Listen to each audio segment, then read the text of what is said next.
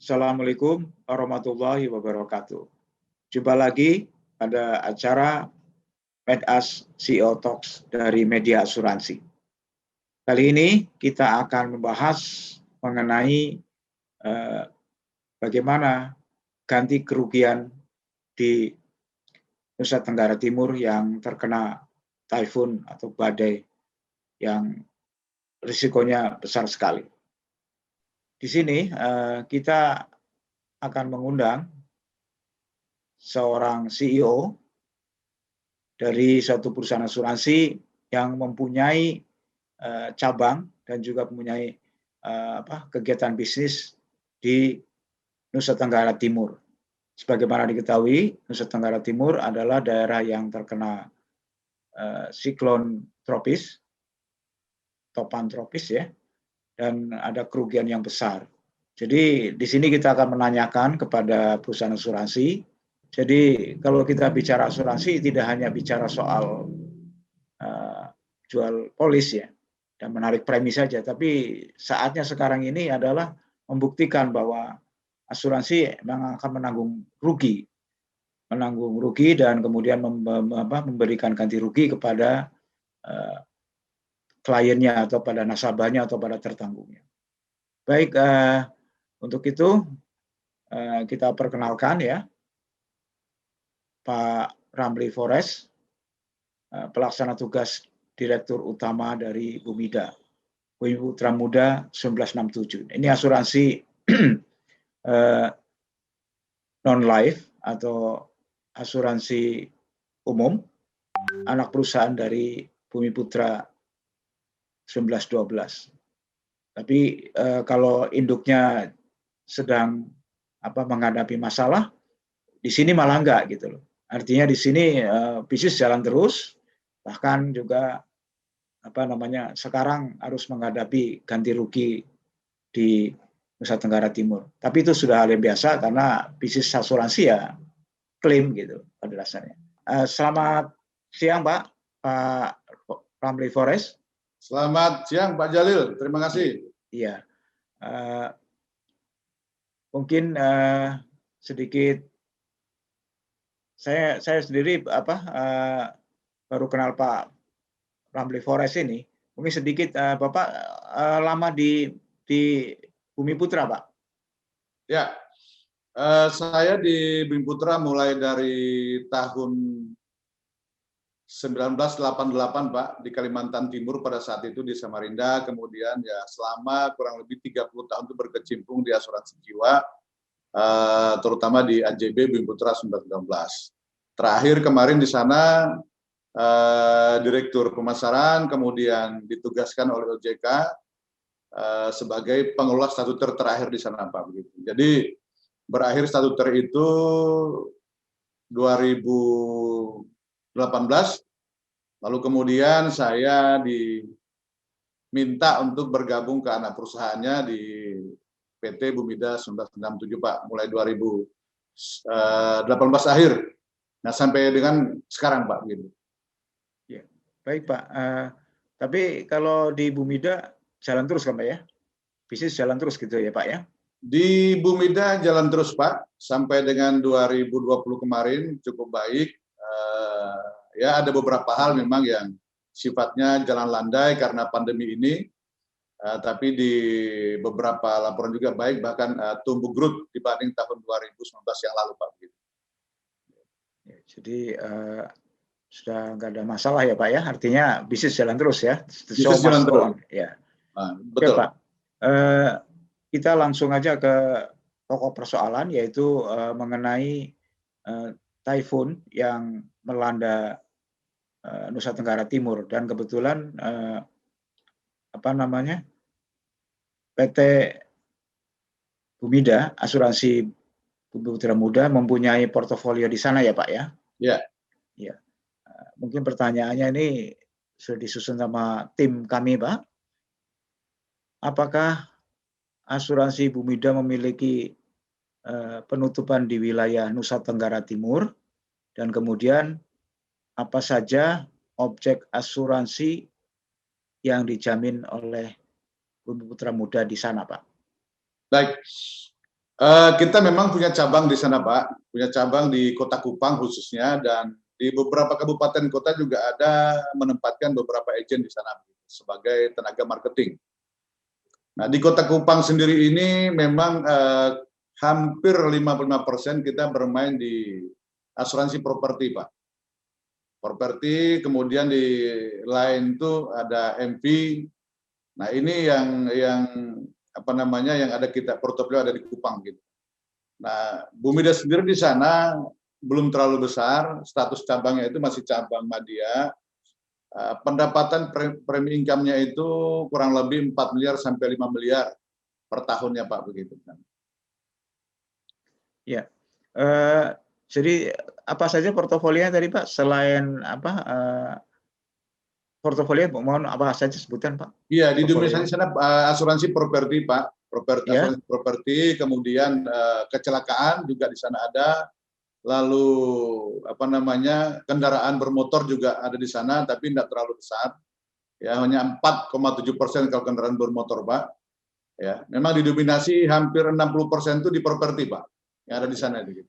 Ya. Kalau bencana ini memang di itu ya, Pak, dimasukkan dalam properti itu ya, Pak? Iya, bencana ini memang masuk dalam properti, Pak. Ya.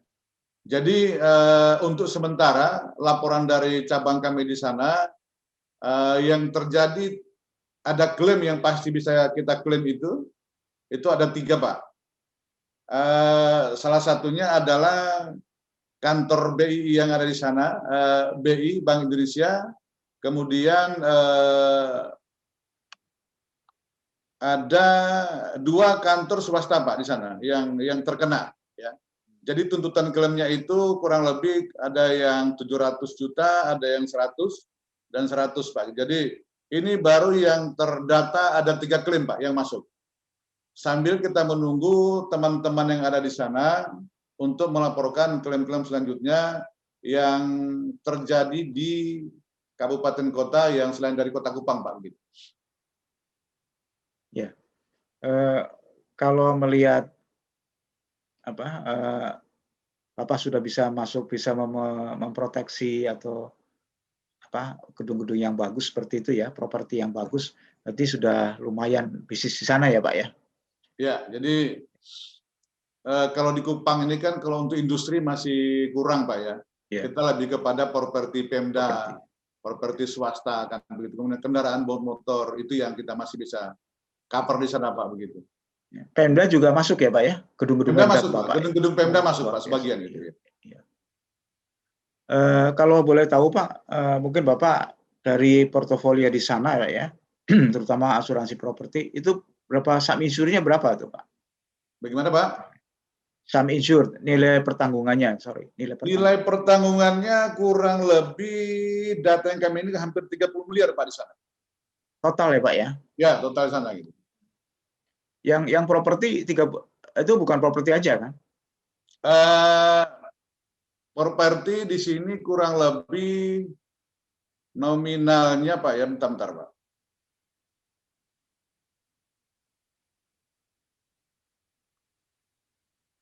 Data kayaknya belum dibuat oleh teman-teman ini, Pak. Hanya persentase propertinya di cover, kemudian dari nominal properti sendiri belum dipisahkan, Pak. Ya. Tapi untuk pasar NTT sendiri ini, Pak, kita melihat ada kurang lebih 30 miliar per tahun di sana, Pak. Jadi kalau 30 miliar, 60% saja, ini kurang lebih hampir 20 miliar sekian, Pak, per tahunnya gitu. Ya. Baik, Pak. Dari beberapa narasumber yang kami wawancarai, mereka bilang bahwa memang di Nusa Tenggara Timur penetrasi asuransinya masih sedikit, gitu, masih rendah. Gitu. Menurut Bapak bagaimana, Pak?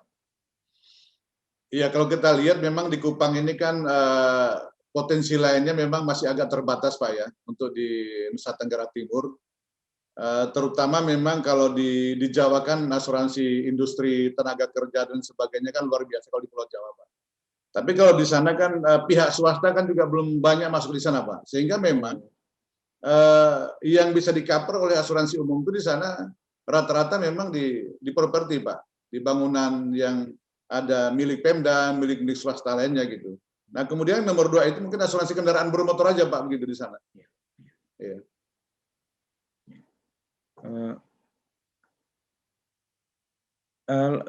Kalau menurut laporan yang dari NTT Pak, Ya. yang bencana itu, kira-kira berapa persen yang memang claimable Pak? Dari portofolio 30% 30 miliar itu Pak. Ini kita mohon maaf Pak Jalil, kita belum dapat data yang akurat, Ini mudah-mudahan mungkin di dalam minggu ini teman kita lagi bekerja di sana Pak. Karena titik musibah itu kan tidak fokus di Kupang Pak. Terutama di Lembata itu yang banyak. Nah, kita ini belum dapat masukan data-data dari Lembata atau dari kabupaten lainnya yang terkena musibah itu, belum masuk data dengan kita gitu. Nah, ini kita bisa prediksi kemungkinan dari nilai yang hampir 1 miliar yang sudah masuk ini bisa mungkin bertambah sampai dengan akhir bulan Pak, begitu. Ini kita masih rekap Pak. Ya, karena kita juga belum klaim ini harus memenuhi persyaratan, baru kita bisa laporkan sebagai klaim yang kita tanggung Pak, begitu. Baik Pak, kalau mengenai klaim Pak ya, ini kan Bapak membutuhkan adjuster gitu ya Pak. Bapak Ya. hire adjuster nggak Pak? Iya, ini makanya sekarang kita ini Pak Jalil masih menghimpun semua data-data klaim yang akan nanti menjadi tanggung jawab kita. Kalau nanti memang limitnya harus kita membutuhkan adjuster, pihak eksternal untuk melakukan analisa label klaimnya ini, mungkin tidak menutup kemungkinan suatu saat akan kita pakai adjuster Pak. Itu ya. Ya. Ini biar jelas Pak. Jadi kalau perusahaan asuransi tidak hanya mengurusi waktu mendapatkan premi saja ya Pak ya, tapi juga pada waktu menangani klaim ganti rugi kepada para nasabah atau tertanggungnya. Iya, benar Pak Jalil. Mohon diceritakan gimana Pak? Iya, mohon maaf. Jadi memang ini bagi kami sebenarnya ajang promosi juga Pak. Jadi memang perusahaan asuransi itu tidak hanya sekedar setiap hari itu mengupayakan pendapatan premi. Tapi klaim juga seperti ini bagi saya sebenarnya ini hal yang menurut saya inilah peran dan manfaat asuransi terhadap masyarakat di dalam negara ini Pak Jalil. Jadi kalau saya bangga kalau misalnya ada klaim, tapi yang penting klaimnya ini memang label bisa kita bayar. Ini juga supaya masyarakat tahu bahwa begitu pentingnya manfaat asuransi di negara ini atau di tengah-tengah masyarakat. Nah, itu. Kalau saya cerita seperti kejadian di Palu, Pak Jalil, total klaim kita kurang lebih 84 miliar kemarin di sana, Pak. Dan kita bayar. Bayar, Pak ya? Dan kita bayar waktu di Palu. Jadi bagi saya ini ada hal yang menurut saya sangat luar biasa gitu. Yang penting produk asuransi sendiri pada saat kita tutup memang cadangan yang kita siapkan dan proses penutupannya benar. Nah, itu Pak Jalil. Ya, Pak, kalau boleh tahu Pak, kalau prosedur ini kan ada kejadian bencana ya, kemudian ada klaim, kemudian nanti nasabah atau tertanggung juga akan mengajukan klaim gitu, atau mungkin sudah telepon ke Bapak lah, sudah menghubungi ke pihak asuransi ya. Mohon disampaikan Pak, bagaimana sebenarnya prosedur proses perhitungan dan proses proses klaim ini Pak, sehingga sampai pada jumlah, sampai kemudian kapan akan dibayar dan sebagainya. Mohon diceritakan Pak. Jadi kalau proses pengajuan klaim itu memang sudah ada aturan bakunya di perusahaan, terutama di Bumida Pak Jalil.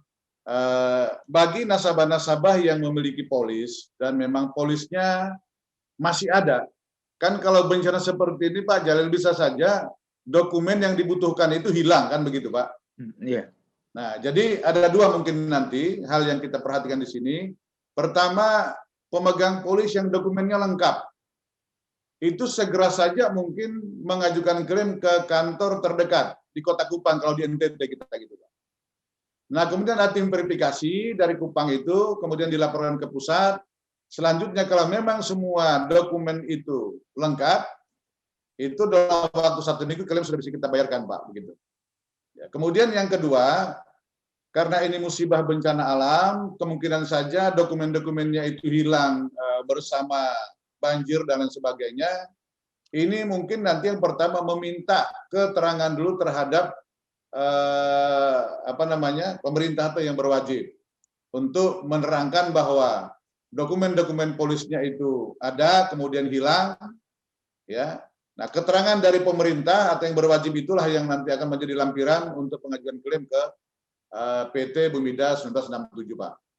Itu. Jadi ini kemungkinan akan memakan waktu, Pak, yang dokumennya hilang, karena kita butuh keterangan dari pihak yang berwajib itu. Apakah belum ada ini, Pak? Waktu itu belum ada digital gitu ya, Pak ya? Artinya secara digital itu kan bisa disimpan di mana gitu ya? Ya. Artinya polisnya disimpan oleh Bumi Putra Muda juga sendiri, kemudian pemegang polis juga bisa katakanlah di cloud gitu ya, bisa disimpan di sana gitu. Apa tidak ada seperti itu, Pak, yang di-scan dan sebagainya gitu, Pak? Ya, kalau dokumen polis di kantor kita lengkap, Pak.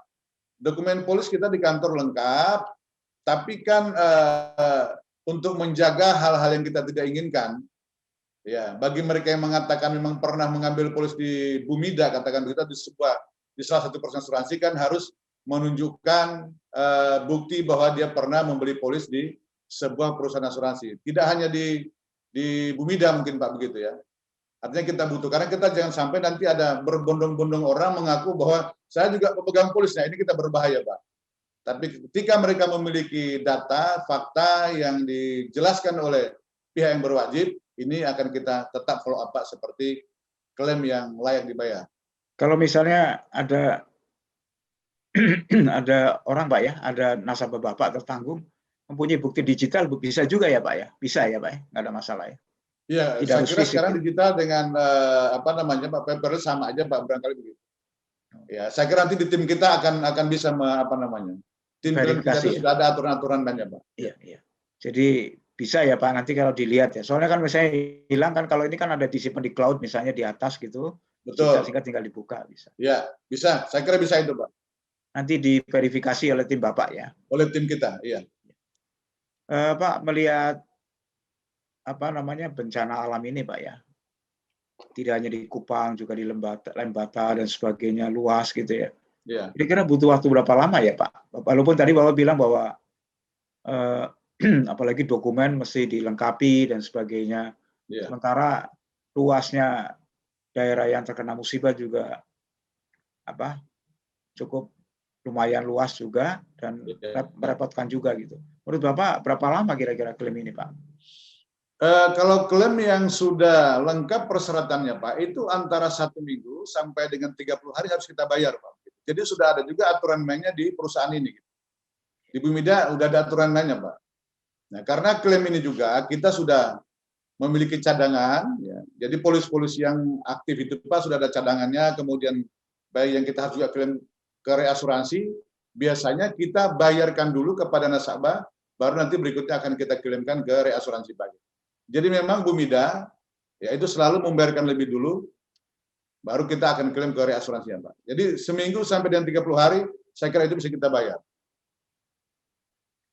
Jadi 30 hari, Pak ya? Ya, paling lama 30 hari, Pak. Iya.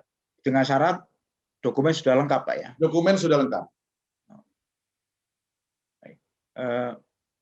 Jadi menurut Bapak bagaimana sebenarnya ini? Ini kan ada klaim di satu sisi, kemudian Bapak juga menawarkan asuransi ke calon tertanggung atau tertanggung yang sudah ada.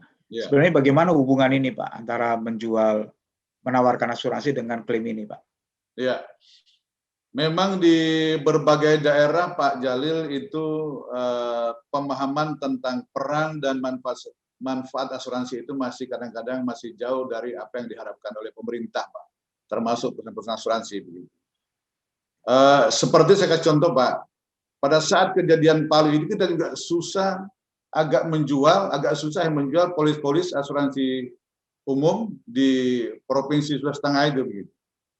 Nah, setelah terjadi gempa kemarin di Palu itu, ya, tadinya di cabang kita di Palu itu paling mencapai premi income itu sekitar 60-70%. setelah terbukti kita membayar klaim dan manfaat asuransi telah dirasakan oleh masyarakat, itu cabang kita di Palu itu sudah mulai lebih baik dari yang sebelum terjadi klaim, Pak. Artinya masyarakat sudah mulai paham. Gitu. Nah, kaitannya dengan kita harus membayar klaim, kemudian kita harus menyadarkan masyarakat. Ya memang selama ini kan kita juga kadang-kadang bekerja sama dengan OJK untuk melakukan penetrasi ini Pak, literasi keuangan tentang peranan dan manfaat asuransi di masyarakat gitu Pak. Ya, jadi saya pikir ini hal yang sangat baik sebenarnya. Mudah-mudahan saja klaim bisa kita bayar, tidak terlalu lebih dari apa yang kita cadangkan. Nah, kemudian sembari kita berjualan mungkin atau melakukan penetrasi pasar ke lapangan dengan literasi keuangan penting dan manfaat asuransi itu, ini kita harapkan masyarakat juga semakin memahami dan berkeinginan untuk mengasuransikan terutama harta bendanya Pak. Begitu.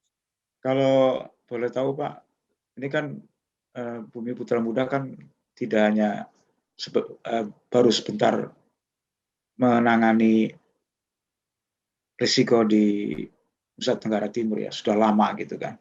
Ya, nah, kira-kira dari pengalaman Bapak sebenarnya loss rasionya gimana, klaim rasionya gimana Pak?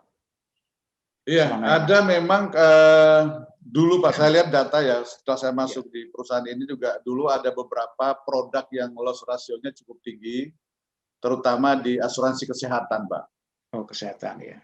Asuransi kesehatan dan ada beberapa produk lah, tapi yang paling tinggi itu di asuransi kesehatan. Nah ini asuransi kesehatan kita coba batasin untuk kita terima, karena memang kontrol untuk asuransi kesehatan ini masih agak-agak sulit Pak begitu. Ya, jadi ya terus terang yang paling tinggi loss rasionya itu adalah asuransi kesehatan untuk di Bumida Pak gitu. Saya tidak tahu kalau di industri di yang lainnya gitu Pak ya gitu. Iya. Ya. Tapi kalau asuransi tadi Pak, properti apa selama ini kan jarang ada musibah sana Pak ya, atau gempa gitu. Jadi artinya loss rasionya masih bagus ya Pak ya? Masih bagus Pak, masih cukup bagus, dan itu asuransi properti ini masih menjadi andalan khususnya di Bumida Pak begitu. Ya, Pak, kemudian pertanyaan selanjutnya Pak, ini kan Bapak menjual asuransi, kemudian menyadarkan masyarakat sebagai literasi juga finansial ya, keuangan, agar mengerti bahwa asuransi itu apa dan kemudian apa yang bisa diperoleh oleh masyarakat dengan asuransi itu. Seperti sekarang ini ya, Nusa Tenggara Timur kan terkena taifun ini ya. Jadi dengan adanya kejadian ini, ke depan Bapak akan apa yang Bapak lakukan untuk memitigasi risiko ini, Pak? Risiko yang biasa mengenai kehidupan manusia dan lingkungannya gitu, Pak. Iya. Jadi kalau bencana alam, Pak, kita hanya sekarang ini bisa memetakan daerah-daerah tertentu yang memang info dari MKG itu kan bisa kita ambil, Pak. Artinya daerah-daerah mana saja yang di Indonesia ini berpotensi suatu saat akan terjadi gempa gitu, Pak. Sebenarnya NTT sendiri ini tidak termasuk di dalam warna merah ini, Pak. Di Bumida begitu melihatnya, pasar NTT ini tidak terlalu dimasukkan di dalam zona merah begitu untuk kejadian seperti ini gitu Pak. Ya, hanya yang masuk itu kalau saya lihat Papua, tidak sebenarnya Papua bagian utara itu, kemudian Sumatera bagian barat itu yang masuk ini Pak, zona merah untuk di asuransi kejadian kayak di Kupang nih Pak gitu. Nah jadi memang kita ke depannya barangkali perlu sangat hati-hati untuk memitigasi risiko, terutama di wilayah-wilayah tertentu yang oleh MKG sendiri juga sudah membuat ini dalam katakan warna merah, ya.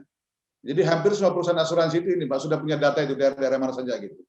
Sebenarnya NTT ini tidak termasuk kalau saya lihat, tapi karena mungkin kejadian alam yang tidak bisa diprediksi barangkali Pak, ya ini kejadian di Kupang. Jadi biasanya Bapak sudah tahu ya pemetaan itu ya, daerah yang risiko besar Pak ya. Ya, seperti Papua sebagian besar Pak, kita sangat hati-hati untuk mengambil asuransi properti yang fisiknya tidak termasuk standar yang harus diasuransikan begitu. Ya. Mungkin Bapak ada pesan Pak untuk calon nasabah, calon tertanggung gitu ya, sehubungan dengan asuransi dan juga ada klaim gitu loh, dan apa gunanya asuransi gitu loh, mungkin Bapak bisa sampaikan Pak. Ya, terima kasih Pak Jalil dari media asuransi yang menurut kami ini sangat baik, dan pertanyaan ini adalah sangat bagus sekali. Ya, pesan saya terhadap masyarakat luas bahwa asuransi itu sebenarnya sangat penting bagi kehidupan masyarakat, terutama asuransi kerugian. Ada istilah kita lebih baik kehilangan uang sedikit untuk membayar premi daripada kita kehilangan harta benda. Nah, memang di tengah masyarakat bahwa pemahaman tentang manfaat dan asuransi ini sebenarnya bukan tidak paham, tapi kadang-kadang masih di nomor sekian kan. Ya. Nah, jadi saya menghimbau kepada masyarakat barangkali sebenarnya manfaat asuransi itu sama dengan manfaat kebutuhan dasar kita begitu. Ya, intinya sama dengan kebutuhan beli beras, beli ya kehidupan sehari-hari begitu Pak. Jadi kami mohon kalau misalnya ada petugas dari mana saja, tidak mesti dari Bumida, untuk menawarkan produk-produk asuransi, sekiranya kalau bisa dan mampu, ya tidak dinomor duakan atau tidak nomor sekiankan untuk kebutuhan asuransi, terutama asuransi kendaraan, rumah, ya, dan lain-lainnya Pak. Begitu. Sebenarnya asuransi mahal tidak sih Pak? Kalau seperti orangnya mahal ini kali, atau bagaimana sebenarnya itu? Tidak terlalu mahal Pak, karena saya lihat tidak terlalu mahal dibanding peristiwanya sendiri. Gitu ya. Jadi kalau misal Pak tarif mobil itu Pak, mobil yang harga kurang lebih 300-an, itu tarifnya paling sekitar 2 jutaan Pak preminya setahun. Itu total itu all risk atau bagaimana Pak? Premi ini Pak, artinya untuk dasar, premi dasarnya itu Pak, ya, premi dasarnya harga mobil kurang lebih sekitar 300 sampai 400-an itu, premi dasarnya hanya sekitar 2 jutaan Pak, 2.500.000 paling tinggi itu. Nanti kalau perluasan resikonya ada, ini mungkin akan lebih tinggi lagi begitu. Iya, iya. Ini penting ya Pak ya. Properti misalnya Pak, kalau rumah tempat tinggal masyarakat yang di perumahan itu tidak terlalu mahal. Nah, tapi mungkin kan memang ini tidak terlalu disosialisasikan dan tenaga pemasaran asuransi di daerah khususnya masih kurang. Ini yang kadang-kadang masyarakat tidak sampai informasi ini Pak Jalil. Jadi asuransi tidak mahal Pak ya, tapi manfaatnya ada sekarang baru kelihatan Pak ya. Nah, kadang-kadang setelah kejadian seperti ini baru banyak orang sadar memang asuransi ternyata dibutuhkan oleh masyarakat. Baik Pak Ramli Forest, terima kasih untuk waktunya. Mudah-mudahan ada manfaatnya untuk masyarakat luas ya mengenai asuransi ini, dan tentunya ganti ruginya Pak yang penting. Jadi ganti rugi ini membuktikan bahwa asuransi tidak hanya menarik premi, tapi juga pada saat musibah seperti ini memang asuransi punya peran yaitu untuk mengganti rugi Pak. Ya. Terima kasih sekali Pak untuk waktunya. Baik. Demikian acara CEO Talks kali ini dari media asuransi yang mendatangkan pembicara Bapak Ramli Forest, pelaksana tugas Direktur Utama PT Asuransi Bumi Putra Muda 1967 mengenai ganti rugi di Nusa Tenggara Timur. Terima kasih, sampai jumpa. Assalamualaikum warahmatullahi wabarakatuh.